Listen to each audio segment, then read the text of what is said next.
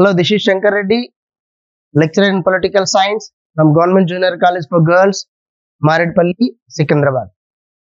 Today we are going to discuss about important questions for the second year political science, that is civics.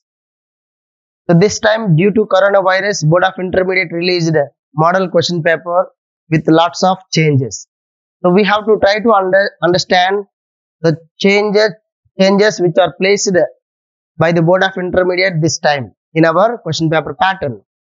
Okay, our question paper contains three parts. Section A, B, C. Section A contains essay answers. So this time they gave six prominent essay answers, essay questions for us.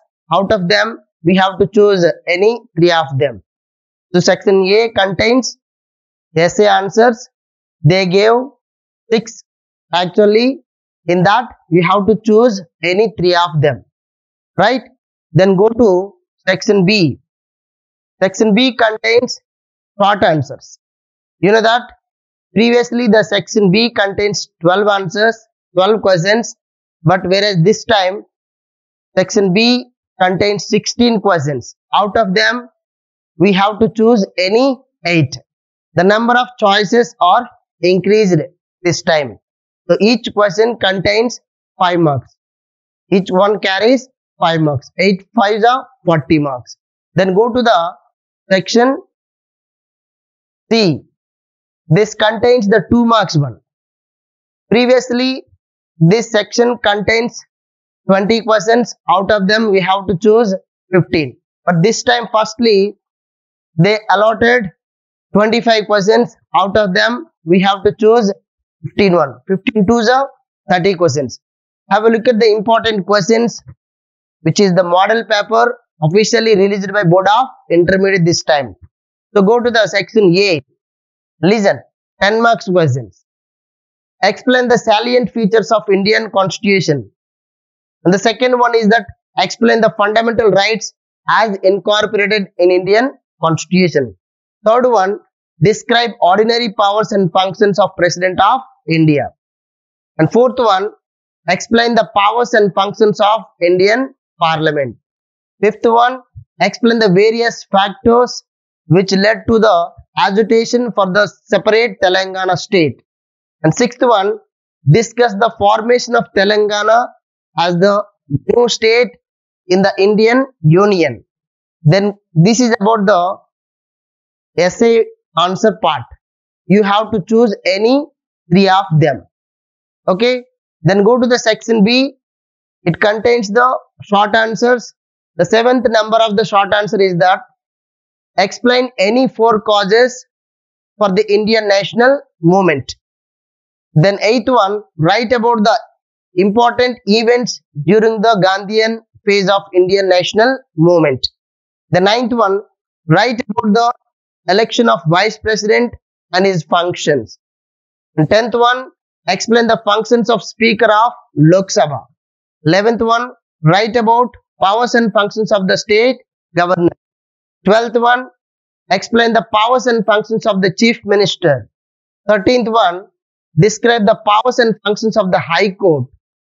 14th, describe the legislative relations between union and states. And 15th one, mention the financial relations between union and states.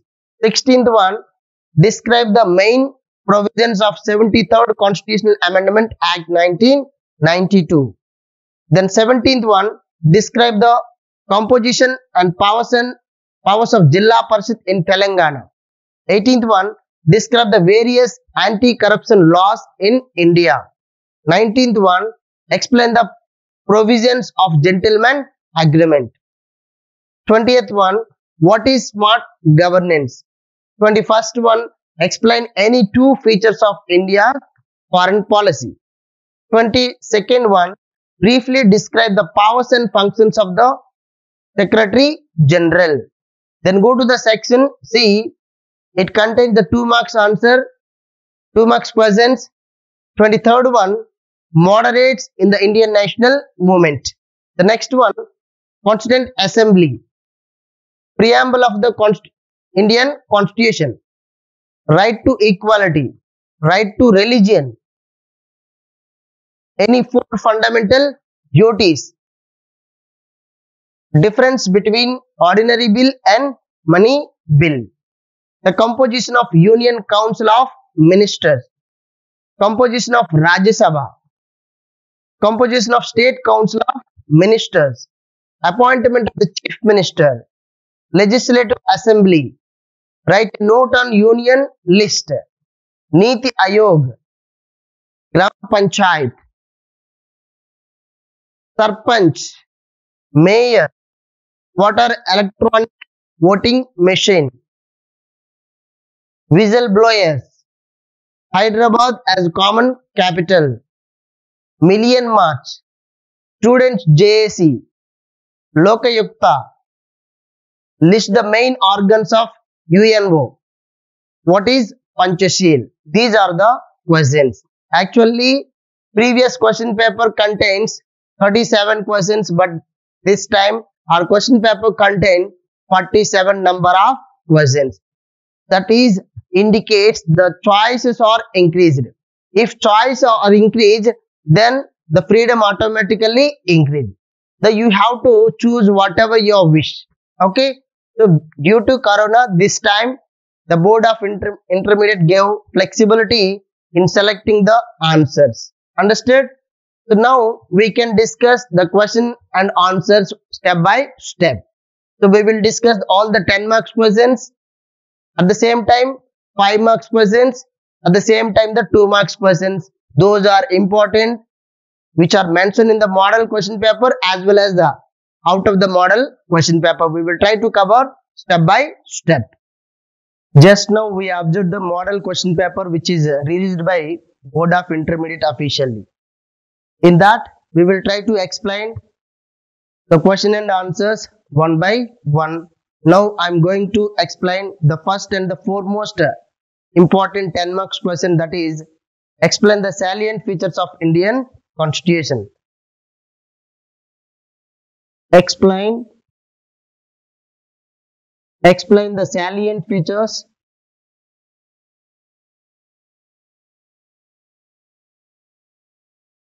of Indian Constitution. Right? So this is the question we can explain today in very clear manner. So actually this question occupied most of the time in the number 1 position. Alright? The number 1 question is in our question paper is that explain the salient features of Indian Constitution. In that question you have to mention the small introduction part.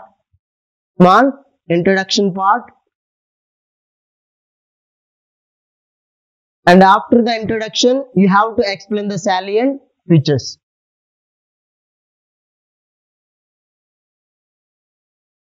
Right?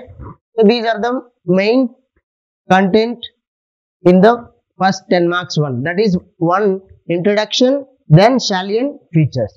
Have a look at this. You have to mention the small introduction, that is width of 3 or 4 lines.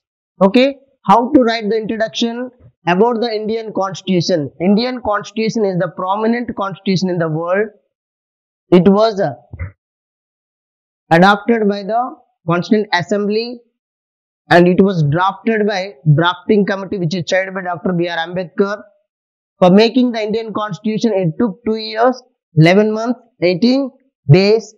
It was adopted on the date of November 26, 1949. The Constitution of India adopted November 26, 1949. It was came into force in the year Jan 26, 1950. Clear? So for this, the Constitution makers took 2 years, 11 months, 18 days. So you have to use this as introduction part of the first salient features of Indian Constitution. Once again, what is the introduction part? How the Constitution formulated, by whom it was formulated, who formulated this Constitution, that is the drafting committee, who chaired the drafting committee, Dr. B.R. Ambedkar. when it was adopted by the Constituent Assembly, November 26, 1949, and when it was came into force, Jan 26, 1950, it took 2 years, 11 months, 18 days for making the Constitution of India. Then after this, you have to go with salient features, explanation of the salient features one by one. There are two methods actually. If you want to list out the entire salient features at a glance, then you have to select one by one for the explanation. Otherwise, we have to directly explain the one of the salient feature one by one. Okay, go with the second method, that is explanation of salient features one by one. First salient feature is that detailed and written constitution. Written constitution. Detailed and written constitution. And second one is that India is sovereign, socialist, secular, democratic, republic. India is the sovereign, socialist, secular, democratic republic. And third one, noble ideas. Noble ideas. And fourth one, combination of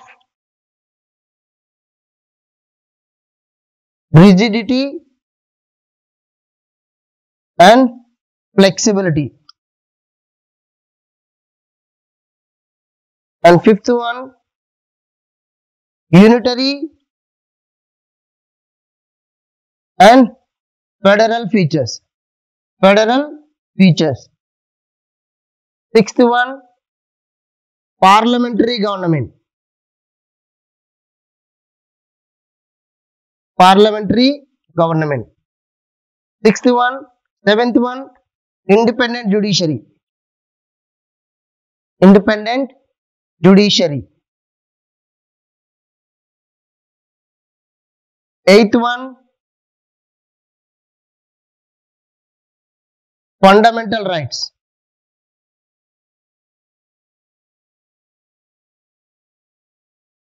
Ninth one, direct to principles of state policy. 10th one, fundamental duties.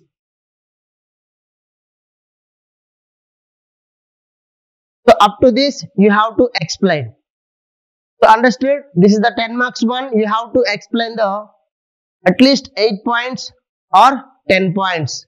Whatever your point. We are not mentioned here single citizenship and the bicameralism and also universal adult franchise, etc. If you are interested, you have to cover that subheadings also. Okay, we will try to explain one by one. You know, the first one, Indian Constitution is the detailed and the written document. According to the Constitution, we observed our Constitution of India is the written document. It was in written form. At the same time, in this, all the provisions for the all community of the people are clearly mentioned. That's why it is the detailed document. Out of the constitutions, Indian Constitution is the detailed constitution in the world, which contains 395 articles, and 22 parts, 8 schedules. At previous time, at early time, now they are increased as 446 articles around. At the 24 parts, at present 12 schedules are there. So what they indicates, our constitution is a very bulkiest one. That means lengthiest one, because of mention of all the provisions, fundamental rights, direct to principles, special provisions for SC, STs, and division of powers. All those clearly mentioned. That's why it is looking like detailed and the lengthiest document. Understood? You have to mention clearly our Constitution of India is written and detailed document, because of it is in written form. At the same time, the Constitution contains this type of articles, parts, schedules. That's why it is looking like detailed and bulky one. Because of the incorporation of fundamental duties, directive principles, fundamental rights, at the same time division of powers between union government and state government, like all those provisions are clearly mentioned, explained in our constitution. That's why it is the detailed document. Then the next provision, is that India is sovereign, socialist, secular, democratic republic. In the preamble of India, we clearly mention the nature of the Indian system. According to the preamble, India is the sovereign country because internally or externally, India enjoyed the freedom. So that is, India is the sovereign country. India is the socialist country. India is the socialist country because of we are trying to provide elimination of income inequalities. We are trying to distribute the wealth in equal manner. Okay, we are trying to provide employment to all community of the people. That's why India is the socialist country, India is the sovereign country, as well as India is the secular country because of there is no official religion in India. That's why India is the secular country. In this India, religion is the individual matter. So individual has the full of right to choose and propagate their own religion. And the democratic country, India is democratic country. You know very well, we adapted, our constitution of India adapted democratic system in state, union level as well as state level. So here we adapted indirect democratic system. So through our representatives, we are participating in the administration of the government, right? Then finally, republic. Is India considered as a republic one? Yes, India is the republic because of our head of the India, president of India, indirectly elected by the people. That's why the head who is elected by the people directly or indirectly is called as republic. You have to clearly mention each line for the each segment here. How to mention one line for sovereignty, what is called sovereignty, socialist, secular, democratic, republic. And moreover, you have to clearly mention this socialist word and secular word is not existed in original constitution. The two are mentioned in the constitution 1976 by 42nd Constitution Amendment Act. Understood? So keep it in mind, it's very clear. So this is about second salient feature of the Indian Constitution. Salient features are nothing but the important features of Indian Constitution. They are the basic features of Indian Constitution. Okay. Then the noble ideals. Noble ideas. So you know, in the preamble of Indian Constitution, there are so many noble ideas are mentioned. They are liberty, equality, justice, and fraternity, integrity. Understood? They are the noble ideals which are mentioned in the preamble of Indian Constitution. If you observe the preamble of India once, the preamble of India started with the "We the people of India, having solemnly resolved, constitute India into a sovereign, socialist, secular, democratic republic." Below that, they are the noble ideas are clearly mentioned. Liberty on what matters? Liberty of thought, liberty of expression, liberty of worship, liberty of faith. Like this, in that matters, liberties are provided to the citizens. Equality in the matters of opportunity. Understood? Equality in the matters of treatment. Equality in the matters of treatment we provided. Justice in the matters of politics, nothing but the political justice, social justice, economic justice we provided by the Constitution of India. Then fraternity. Fraternity is nothing but the brotherhoodness. And the integrity, this is the unity and integrity, togetherness. Clear? So these are the noble ideas which are clearly mentioned in Indian preamble, okay, of the Constitution of India. Then go to the combination of rigidity and flexibility. Combination of rigidity and flexibility. So why we are discussing very fast here? Already we made so many videos on this topic. Clear? That's why in examination point of view, we clearly explain what is the main content of the answer, main body of the answer. That's why you have to grasp once clearly the combination of rigidity and flexibility. Combination of rigidity and flexibility also considered as one of the salient feature of Indian Constitution. You know that according to the Constitution of India, there are two features. Rigid features also existed, flexible features also existed. Based on the amendment of the Constitution of India, our Constitution is considered as rigid one as well as flexible one. So here some provisions of Indian Constitution amended by the rigid manner, some provisions of the Indian Constitution amended by flexible manner. For example, if you take what are the provisions amended by rigid manner, actually the fundamental rights. If you want to amend the fundamental rights, it requires 2/3 majority. How much? 2/3 required. 2/3 majority is required. So 2/3 majority is the rigid majority. It's not easy to get the 2/3 majority. Understood? And also the provisions regarding to the Supreme Court, the provisions regarding to the President of India undercomes rigid provision only. So rigid manner we can amend the provisions. And the flexible manner. The flexible manner, some of the provisions of Indian Constitution amend by the flexible manner. It requires 1/2 majority. 1/2 majority. 1/2 majority is nothing but the simple majority. So what are the provisions which are mentioned in Indian Constitution? There is a formation of new states, and also alteration of the boundaries of the states, and also changes the names of the existing states undercomes flexible provisions. And also the citizenship provisions also undercomes flexible manner. For amending those provisions, it requires how much majority? Simple majority, that is 1/2 majority. So what about 2/3 majority? That is special majority.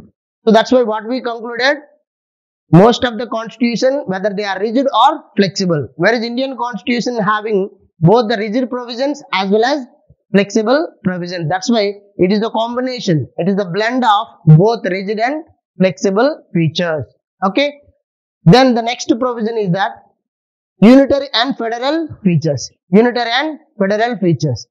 In Indian Constitution, both the unitary features as well as federal features are existed. Understood? Both the unitary features and federal features. What are the unitary features are existed in Indian Constitution? You know, one constitution. Understood? One citizenship, that is single citizenship, and one integrated judiciary. They are the examples of unitary features mentioned in Indian Constitution. One election commission, appointment of the IAS officers. So they undercomes unitary features. Appointment of the governors also, they undercomes unitary features. And the unitary features also existed in Indian Constitution apart from the federal features. What are the federal features existed? You know, the bicameral legislature. Is there bicameral? The union level, there are bicameral legislature, that is Lok Sabha, Rajya Sabha in Parliament of India. And the division of powers, according to the 7th schedule, we classified entire the powers in 3 lists. They are union list, state list, concurrent list. Okay. And also residuary powers vested with the union government. Clear? So that's why here some federal features also there as well as unitary features also existed. You have to mention the Constitution of India contains both the federal features as well as unitary features. That is the peculiarity of the Indian Constitution. That's why it is considered as salient feature of Indian Constitution. Clear? Then parliamentary form of government. It is also one of the basic feature of Indian Constitution. Our Constitution maker adopted parliamentary government which is inspired by the British government, whereas we modified somewhat with the British government. In British government, the hereditary head comes as the head of the nation, whereas our parliamentary government contains the elected head. Our president is elected head. That is the small difference between the British government as well as Indian government. Understood? We adapted parliamentary form of government in union level as well as state level. In the union level, the government formulated by the legislature. There was a relation between legislature and executive in parliamentary form of government. That's why always the executive responsible to the legislature. That's why we adapted parliamentary government instead of presidential government. Clear? Then the next one is that independent judiciary. Our constitutional maker adapted independent and integrated judiciary in the Indian constitution. They clearly mention we adapted independent and integrated judiciary.